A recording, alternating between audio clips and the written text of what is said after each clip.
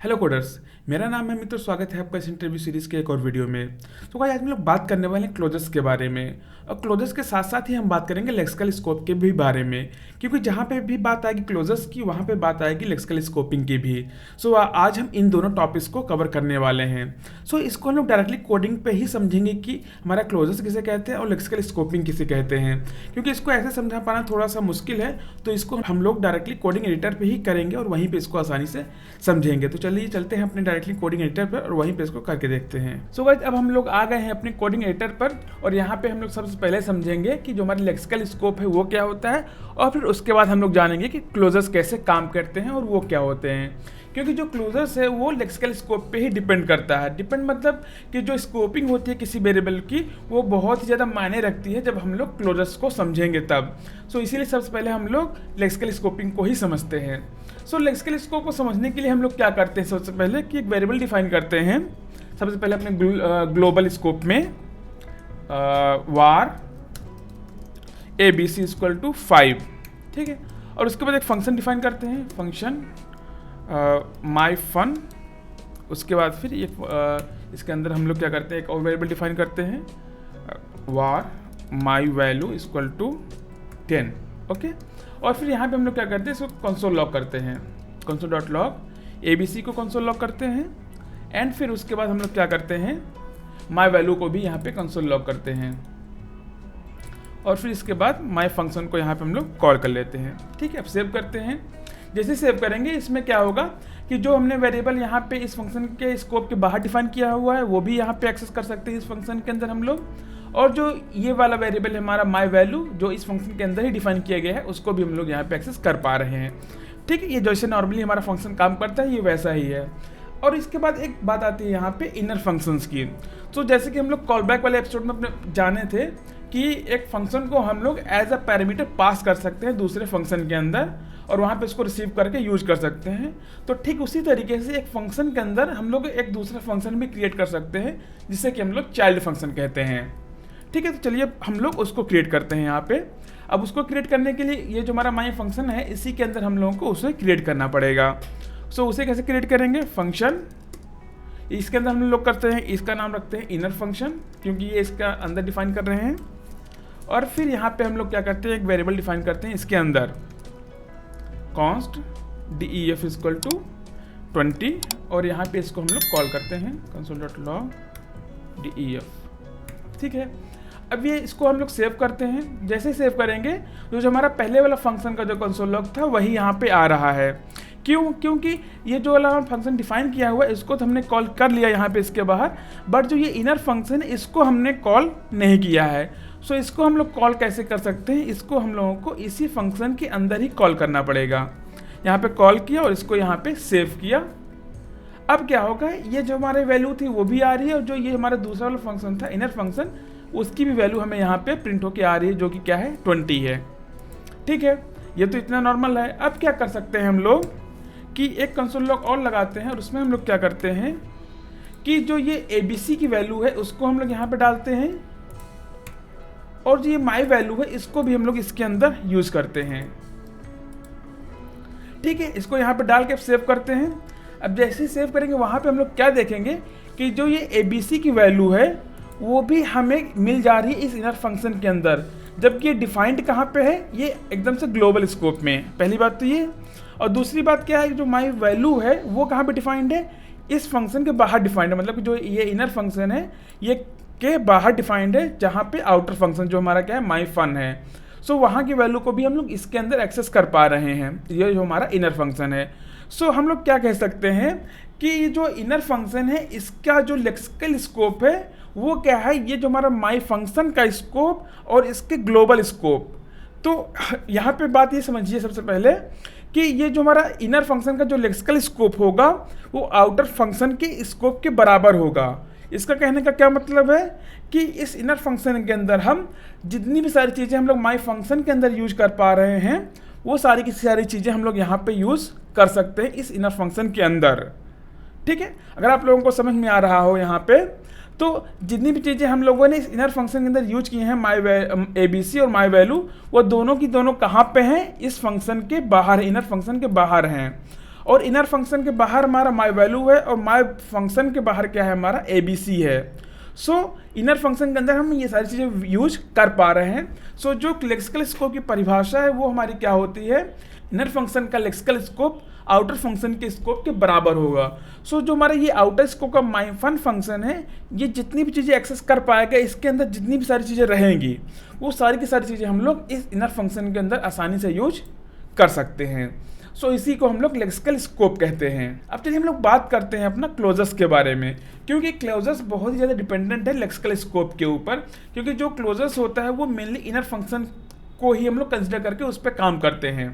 ठीक है, अब चलिए बात करते हैं यहाँ पे जो हमारा लेक्सिकल स्कोप है वो यहाँ पे कैसे हेल्पफुल होगा क्लोजर्स को अचीव करने के लिए। क्योंकि क्लोजर्स क्या कहता है कि एक फंक्शन के अंदर अगर हम लोग कोई दूसरा फंक्शन रिटर्न करते हैं, बात को समझिएगा कि एक फंक्शन के अंदर अगर कोई दूसरा इनर फंक्शन हम रिटर्न करते हैं और फिर रिटर्न करने के बाद उसको कॉल करते हैं, तब जो इनर फंक्शन है उसके द्वारा हम लोग पेरेंट फंक्शन की चीज़ों को एक्सेस कर सकते हैं। मतलब कि ये इनर फंक्शन को अगर हम लोग यहाँ से रिटर्न कर दें और इसको बाहर कॉल करें कहीं पे, तब भी ये जो माई वैल्यू है इसकी वैल्यू हमें यहाँ पे प्रिंट होती हुई दिखाई देगी। चलिए इसको करके देखते हैं अब हम लोग। तो हम लोग क्या करते हैं यहाँ पे कि ABC को यहाँ से हटा देते हैं हम भी के लिए, इसको समझने के लिए। ठीक है, तो ये हम अगर सेव करेंगे तब हमारा 10 20 10 आ जाएगा आसानी से, क्योंकि DEF इसके अंदर है और माई वैल्यू यहाँ पे है। ठीक है, सो पहली बात क्या है इसमें कि अगर कोई सी भी फंक्शन के अंदर हम एक फंक्शन को रिटर्न करते हैं, चलिए इसको यहाँ पे रिटर्न करते हैं। इसको यहाँ पे हम नाम हटा देते हैं, इनवर्स फंक्शन कर देते हैं इसको, और यहाँ पे इसको रिटर्न कर देते हैं। कि जिस तरीके से हम लोग एक वेरिएबल को रिटर्न करते हैं वहाँ से एक वैल्यू को, ठीक उसी तरीके से हम लोग एक फंक्शन को भी रिटर्न कर सकते हैं। ठीक है, अगर अब इसको हम सेव करें तब जो है हमारा सिर्फ और सिर्फ माई वैल्यू की वैल्यू यहाँ पे प्रिंट होगी, माई वैल्यू वेरिएबल की वैल्यू प्रिंट होगी जो कि क्या है 10। अब यहाँ पे अगर हम लोग को कोई फंक्शन रिटर्न कर रहे हैं तो हम इसे किसी वेरिएबल पे स्टोर भी कर सकते हैं आसानी से, कॉन्स्ट इनर फन। ठीक है, इनर फंक्शन पे हमने इसको यहाँ पे ले लिया। अब चलिए क्या करते हैं, इसको हम लोग कंसोल लॉग करके देखते हैं कि इसमें आ क्या रहा है। console.log इनर फन, और इसको सेव करते हैं। अब सेव करेंगे तब क्या देखेंगे कि जो इनर फंक्शन है ये क्या होल्ड कर रहा है, एक फंक्शन होल्ड कर रहा है, और उस फंक्शन के अंदर का कंटेंट क्या है, const def कंसोल लॉग। सो जो भी इसका कंटेंट है वो हमें इनर फंक्शन पे मिल गया है। तो अब जब इसके अंदर का फंक्शन हमें एक वेरिएबल पे मिल गया है, तब हम लोग क्या कर सकते हैं कि ये जो हमारा इनर फंक्शन इसको हम लोग कॉल भी कर सकते हैं। जैसा कि हमारा अनोनिमस फंक्शन जब हम लोग क्रिएट करते थे तो एक फंक्शन को हम लोग एक वेरिएबल पर रखते थे और उस वेरिएबल के आगे हम लोग पैरेंथेसिस लगा देते थे, तब वो कॉल हो जाता था। ठीक उसी तरीके से हम लोग क्या करते हैं, फिर से इसको करते हैं। अब अगर इनर फंक्शन के आगे हम लोग यहाँ पैरेंथेसिस लगा के इसको सेव करें तब देखते हैं क्या वैल्यू आती है। अब अगर तब कॉल करेंगे तब भी हमारे पास क्या आ रहा है वैल्यू, जो भी हमारे बाहर थी वो भी वैल्यू आ रही है, और जो यहाँ पे अंदर है वो भी हमारा सेम प्रिंट हो रहा है। मतलब कि जो DEF की वैल्यू तो इसके अंदर है वो तो आ ही रही है, बट जो माई वैल्यू है जो कि इस फंक्शन के बाहर है, मतलब इस फंक्शन के स्कोप के बाहर है, ये पेरेंट स्कोप में है, उसकी भी वैल्यू हमें कहाँ मिल रही है, जब हम इस फंक्शन को बाहर कॉल कर रहे हैं। मतलब कि ये जो माई फंक्शन का हमारा क्लोजिंग है वो यहाँ पे हो गया, बट इसके अंदर का जो हमारा फंक्शन है वो अभी भी क्या कर रहा है, अपने आउटर फंक्शन की चीज़ों को अपने अंदर होल्ड किए हुए है। मतलब कि इसकी बाहर की चीज़ें जितनी भी हैं वो सारी की सारी प्रॉपर्टीज़ हमें इसके अंदर मिल जाएंगी। समझ रहे हैं? तो यहाँ पे अगर मैं एक और वेरिएबल ले लेता हूँ, var वैल्यू 1 इक्वल टू 20, और इस वैल्यू 1 को अगर मैं फिर से यहाँ पे कॉल करूँ तब पर भी हमें क्या होगा कि वैल्यू 1 की वैल्यू यहाँ पे मिल जाएगी आसानी से। और अगर इसमें हमें कोई ऑपरेशन करना है 20, तब भी ये क्या हो जाएगा, आसानी से हो जाएगा। सो ये यहाँ पे क्लोजर्स क्या है कि ये जो हमारा आउटर फंक्शन है इसका क्लोजर ये क्रिएट कर रहा है कि ये फंक्शन क्लोज होने के बाद भी इसकी सारी प्रॉपर्टीज़ हमें जो भी वेरिएबल्स वगैरह हैं वो सभी के सभी हमें किस में मिली, इसके चाइल्ड फंक्शन में मिल रही हैं, जो कि यहाँ से रिटर्न हुआ है। ठीक है, और ये जो यहाँ पे रिटर्न करते हैं हम लोग उसके एक वेरिएबल पे स्टोर करके यहाँ पे हम लोग इसको कॉल कर सकते हैं आसानी से। सो ये हमारा क्या हो गया, क्लोजर। ठीक है, सो इसका क्लोजर, माई फंक्शन का क्लोजर क्रिएट हो गया, ये माई फंक्शन क्रिएट कर रहा है और इसको हम लोग बाद में कितनी भी बार यूज कर सकते हैं। ठीक है, ये हो गया। अब इसकी यूजिबिलिटी क्या है हम लोग वो देखते हैं। एक स्टेटमेंट लेते हैं, एक प्रॉब्लम स्टेटमेंट लेते हैं और इसको सॉल्व करते हैं हम लोग इस अपने टेक्निक के थ्रू। ठीक है, क्या करते हैं, इसको यहाँ से मैं हटा देता हूँ। अब लेट्स सपोज हमें क्या करना है, एक काउंटर बनाना है कि हमारे पास एक बटन है या फिर हम एक फंक्शन ऐसा क्रिएट करें कि उस फंक्शन को हम लोग जितनी बार कॉल करें हमारा काउंटर उतनी बार इंक्रीज होना चाहिए। तो उसके लिए हम लोग क्या कर सकते हैं, var वैल्यू इक्वल टू 1 ले लेते हैं हम लोग। ये हमारा ट्रेडिशनल वे है जिसके थ्रू हम लोग क्रिएट कर सकते हैं फंक्शन इंक्रीमेंट। अब क्या कर सकते हैं हम लोग, value equal to value plus 1, value plus 1। और यहाँ पे अगर अब हम लोग इसको कंसोल लॉग करें वैल्यू और इसको हम लोग यहाँ पे कॉल करते हैं सेव। पहली बार में क्या हो गया, हमारा वैल्यू 2 हो गया। अब अगर इसी को हम लोग फिर से एक बार कॉल करें इसके नीचे, तब क्या हो जाएगा, 3 हो जाएगा। अब इसके बाद फिर से अगर हम लोग कॉल करें तो क्या हो जाएगा, 4 हो जाएगा। ठीक है, ये हमारा इंक्रीमेंट का जो हमारा फंक्शन है बहुत ही अच्छे तरीके से काम कर रहा है। बट इसमें प्रॉब्लम क्या है कि ये जो वैल्यू है ये कहाँ पे डिफाइंड है, ग्लोबल स्कोप में डिफाइंड है। तो इसको अगर कोई भी और एक्सेस करना चाहेगा तो आसानी से कर लेगा।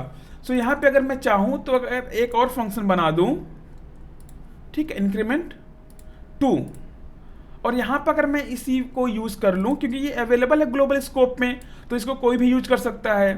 तो यहाँ पे अगर इसको कोई 13 एक बार इंक्रीमेंट करके यहाँ पे कॉल कर लिया इसके नीचे सेव, तब क्या हो जाएगा, इसकी वैल्यू चेंज हो जाएगी पूरी तरीके से।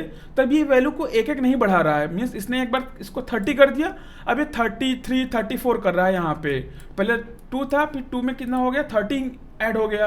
अब यहाँ पे क्या हो रहा है, 33 34 हो रहा है। तो ये प्रॉब्लम ये कहाँ पे है कि ये जो वैल्यू है ये हमारे ग्लोबल स्कोप में अवेलेबल है। ठीक है, तो इस तरीके से इसको कोई भी एक्सेस कर सकता है। बट अगर मैं इसको यहाँ पे इसके अंदर एक बार लेट सपोज इसको अंदर हम लोग यहाँ पे क्रिएट कर देते हैं, इसको यहाँ पे मैं हटा देता हूँ। ठीक है, अब अगर इसको हम लोग सेव करें, पहली बार में तो हमारे पास 1 पर 2 आया पहले फंक्शन में, बट दूसरे फंक्शन में हमें 2 आया क्योंकि ये बार बार इसको इनिशियलाइज कर दे रहा है। ठीक है, तो वहाँ पे हमारे पास क्या प्रॉब्लम थी कि ग्लोबल स्कोप में है तो इसको कोई और एक्सेस कर सकता है। बट अगर मैं इसी को इसकी फंक्शन के अंदर डिफाइन करता हूँ तब क्या प्रॉब्लम है कि वो हर बार इसको इनिशियलाइज कर देगा फिर से अपनी इनिशियल वैल्यू से। तो इसको हम लोग कैसे रिजॉल्व कर सकते हैं? सो इसको रिजॉल्व करने का सबसे अच्छा तरीका है कि इसके अंदर हम लोग एक और फंक्शन बनाएं और वो फंक्शन एक फंक्शन रिटर्न करे। ठीक है, वो फंक्शन एक फंक्शन रिटर्न करे जिसके अंदर हम लोग इसकी वैल्यू को इंक्रीमेंट करेंगे। ठीक है, चलिए उस देखते हैं उसको कैसे करते हैं। तो यहाँ पे एक फंक्शन बनाते हैं हम लोग, फंक्शन माई वैल्यू के नाम से, और ये जो हमारा इंक्रीमेंट वाला फंक्शन है इसके अंदर हम लोग इसको डाल देते हैं। ठीक है, और इसकी वैल्यू को हम लोग यहाँ पे डाल देते हैं 0 से, और इसको हम लोग क्या कर देते हैं, रिटर्न यहाँ पे इस फंक्शन को, जैसे अब अभी तक हम लोगों ने किया हुआ था। ठीक है, ये हर बार क्या होगा, 1 होगा इंक्रीमेंट, और इसको हम लोग क्या करते हैं, इसकी इनिशियल वैल्यू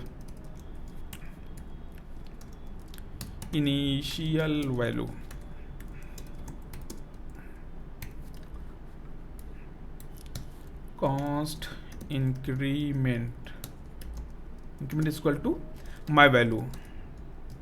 ठीक है, अब इसको अगर मैं यहाँ पे सेव करूँ तब क्या होगा, इसकी इनिशियल वैल्यू क्या आ जाएगी, 0 आ जाएगी, जो कि यहाँ पे 0 है पहले से। अब ये जो फंक्शन हमने यहाँ पे रिटर्न किया हुआ है वो उसकी वैल्यू किस पे आ गई, हमारी इंक्रीमेंट पे आ गई। अगर मैं इसको फिर से यहाँ पे कंसोल लॉग करूँ तब क्या होगा, जो फंक्शन है फंक्शन की वैल्यू पूरी की पूरी यहाँ पे आ जाएगी। इसके अंदर क्या फंक्शन है, value equal to value plus 1 और फिर वैल्यू को प्रिंट कर रहा है। ठीक है, अब मैं इसको क्या करता हूँ, कॉल करता हूँ सेव करता हूँ। अब सेव किया तो क्या हो गया कि ये 1 हो गया। अब इसके बाद अगर फिर से हम कॉल करें तब क्या हो जाएगा, 2 हो जाएगा। सो ये वैल्यू को अगर इंक्रीमेंट कर रहा है तो इसकी वैल्यू को क्या कर रहा है, ये होल्ड भी कर रहा है, इसकी वैल्यू को फिर से इनिशियलाइज नहीं कर रहा है। इसके पीछे का रीज़न क्या है वो जानते हैं। सो ये जो वैल्यू है वो डिफाइंड कहाँ पे है, सबसे पहले वो डिफाइंड कहाँ पे हमारी माई वैल्यू में। सो इसका रेफरेंस कहाँ पे है, यहाँ पे है। जो इसका रेफरेंस होल्ड है वो इस माई वैल्यू की स्कोप में है।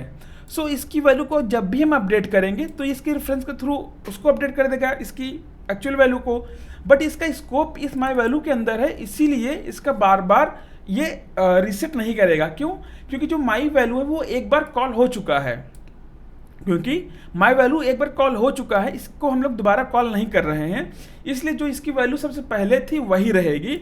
और इसकी वैल्यू में अगर हम कोई चेंज करेंगे ओवर द टाइम तो वो वही रहेगी जो हम लोग चेंज किए हुए हैं लास्ट टाइम पे। ठीक है, तो यहाँ पे अगर मैं एक बार और इसको कॉल कर दूँ तब क्या हो जाएगा, इसकी वैल्यू 3 हो जाएगी।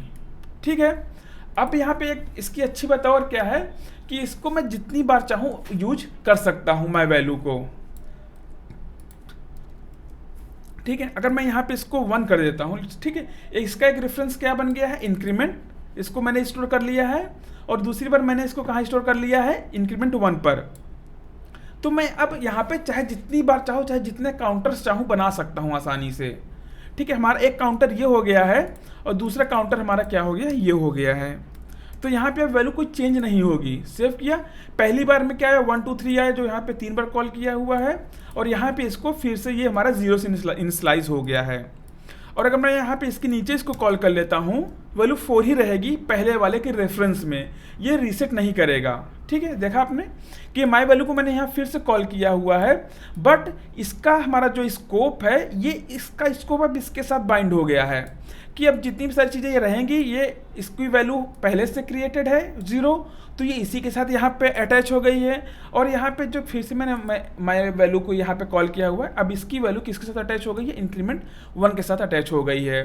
सो अब जो भी चेंजेस होंगे माई इंक्रीमेंट के थ्रू वो यहीं पे रहेंगे, और जो इंक्रीमेंट के थ्रू चेंजेस होंगे वो यहीं पे रहेंगे, वो इसी के साथ अटैच रहेंगे। अगर मैं यहाँ माई इंक्रीमेंट 1 को इसके नीचे कॉल करूँ तब क्या होगा, 1 2 1 4 0।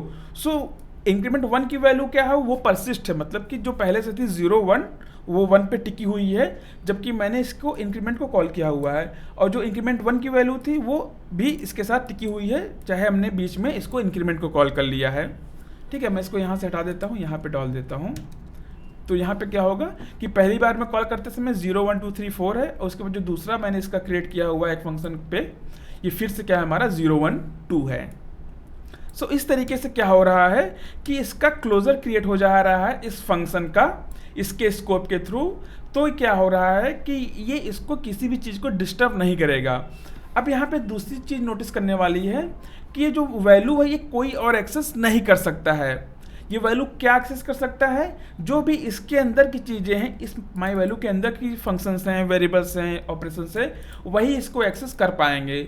सो हम लोग ये कह सकते हैं कि क्लोजर्स के थ्रू हम लोग प्राइवेट वेरिएबल्स भी क्रिएट कर सकते हैं, जो कि माई वैल्यू के अंदर के मेंबर्स ही एक्सेस कर पाएंगे।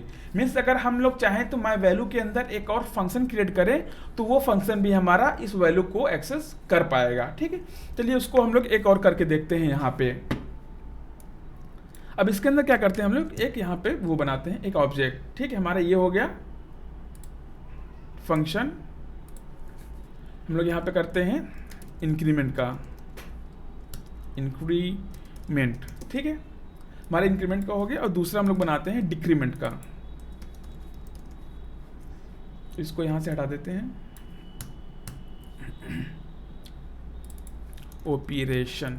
ठीक है, सो अब यहाँ पे क्या हो रहा है कि माई वैल्यू पे हम लोग, माई वैल्यू के थ्रू हम लोग क्या कर रहे हैं कि ऑपरेशन पे इस ऑब्जेक्ट को ले रहे हैं, और इस ऑब्जेक्ट के अंदर हमने 2 फंक्शंस क्रिएट किए हुए हैं। दोनों फंक्शन क्या कर रहे हैं, एक फंक्शन हमारा इंक्रीमेंट करेगा और एक फंक्शन हमारा डिक्रीमेंट करेगा। ठीक है, तो अब इसको क्या एक्सेस करेंगे हम लोग, हमारा ऑपरेशन है, ऑपरेशन डॉट इंक्रीमेंट करेंगे तो बढ़ जाएगा। ठीक है, हम लोग सबसे पहले क्या करते हैं, बढ़ाते हैं इसको, operation dot increment, operation dot increment, sorry, इसको यहाँ से हटा देते हैं। ठीक है, सेव करते हैं। सेव किया तो क्या हो रहा है कि इसकी वैल्यू बढ़ती हुई चली जा रही है। अब अगर मैं यहाँ पे इसको ऑपरेशन डॉट डिक्रीमेंट कर देता हूँ तब क्या होगा, इसकी वैल्यू अब क्या हो जाएगी, 3 हो जाएगी फिर से। सो इस माई वैल्यू के अंदर जितने भी फंक्शंस हैं वो क्या कर पा रहे हैं, इस वैल्यू को एक्सेस कर पा रहे हैं, जबकि ये जो फंक्शंस हैं इस फंक्शन स्कोप के बाहर कॉल हो रहे हैं। क्योंकि स्टार्टिंग में हमने क्या किया था, उस फंक्शन को, जो हमारा इनर फंक्शन था, उसको हमने इसी फंक्शन के अंदर कॉल किया हुआ था। बट यहाँ पे हमने क्या किया है, इस फंक्शन के बाहर भी कॉल किया हुआ है, तब पर भी ये क्या हो रहा है, इसके एलिमेंट्स को एक्सेस कर पा रहा है। क्यों? क्योंकि ये क्या कर रहा है कि एक क्लोजर क्रिएट कर रहा है ये वाला फंक्शन इसका, इस फंक्शन के बाहर, इसलिए वो कॉल कर पा रहा है। सो गाइज यही था हमारा आज का टॉपिक, लेक्सिकल स्कोप और क्लोजर्स। सो आई होप कि आपको अच्छे से समझ में आ गया होगा कि लेक्सिकल स्कोप क्या होता है और हमारा क्लोजर्स क्या होते हैं और इन दोनों के बीच में डिफरेंस क्या है। सो गाइज अगर आपको ये वीडियोस अच्छे लग रहे हो तो चैनल को सब्सक्राइब कीजिए, वीडियो को लाइक कीजिए और अपने दोस्तों के साथ भी शेयर कीजिए। सो गाइज मिलते हैं आपसे अगले वीडियो में, तब तक के लिए keep watching and keep learning.